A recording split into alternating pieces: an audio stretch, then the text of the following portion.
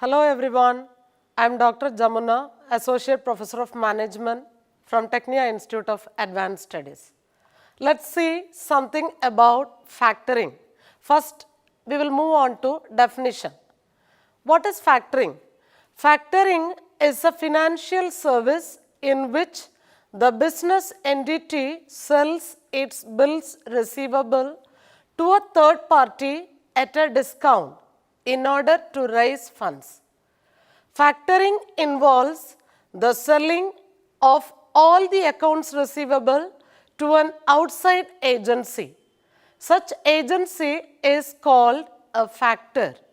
So, what is the concept of factor now? The seller makes the sales of goods or services and generates invoices for the same. The business then sells all its invoices to a third party called the factor. The factor pays the seller after deducting some discount on the invoice value. The rate of discount in factoring ranges from 2 to 6%. The factor does not make the payment of all invoices immediately to the seller. Rather, it pays only up to 75 to 80% of invoice value after deducting the discount. The remaining 20 to 25% of the invoice value is paid after the factor receives the payments from the seller's customer. It is called factor reserve. Now, types of factoring. There are various types of factoring such as recourse and non-recourse, advance and maturity, bank participating, full factoring, domestic and cross-border, supplier guarantee factoring, disclosed and undisclosed factoring. Let's see one by one. Let us move on to recourse factoring. Recourse factoring means the credit risk of the customers of the business is assumed by the business only and not by the factor. Essentially, in this type of factoring, the factor is only a financing and collecting agent for the business. Commission charges would have been higher if the factor would also have assumed the credit risk.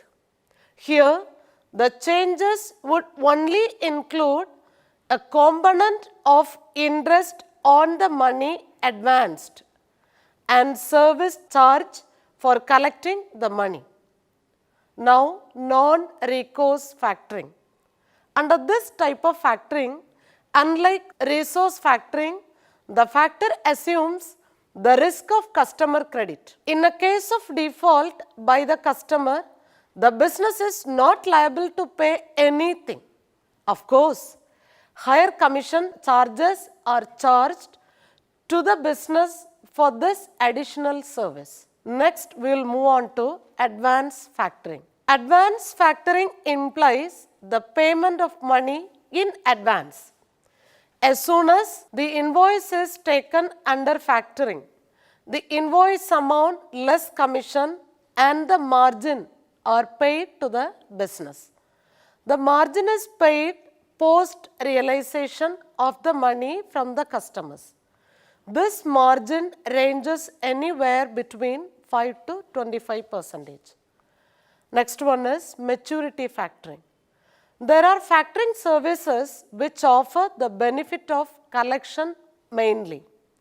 Maturity factoring is that kind of factoring where the invoice amount is paid after the realization from the customer. The job of a factor is to collect the money from the customer. Here, the charges of factoring would also be less as the component of interest would be dropped. Now, bank participation factoring. This is a special arrangement whereby the margin of a factor is also financed by the bank. This is more suitable for the business for whom even the small margin of money is important. This kind of factoring arrangement allows the business to have complete finance of the account receivables and needs almost no money to conduct business. Next one is full factoring. It is the most popular form of factoring where factor provides the client with all types of facilities like protection from bad debt collection, etc. Next one is domestic and cross-border factoring. Factor giving the services of purchase management, funding and collecting of accounts receivable in domestic territory is termed as domestic factoring. Here, three parties are involved, that is buyer, seller and factor who are located in the same country. Whereas, if the same services are provided in international markets, then it is termed as cross-border factoring. Here, four parties are involved, that is exporter, importer, export factor and import factor. Next one is suppliers guarantee factoring. This is another very innovative way getting out of the difficulties of business situations.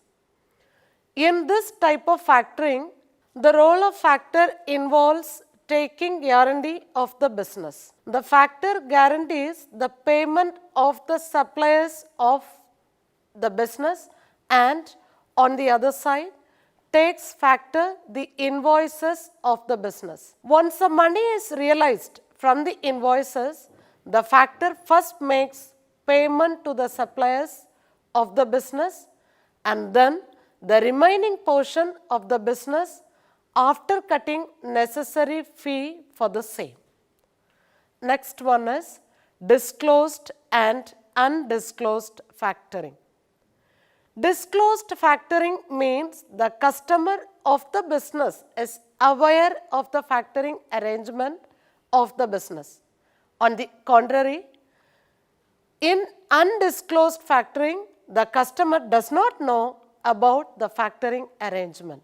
The entrepreneur puts a stamp on the business indicating the payment to be made to factor in place of staff of the business.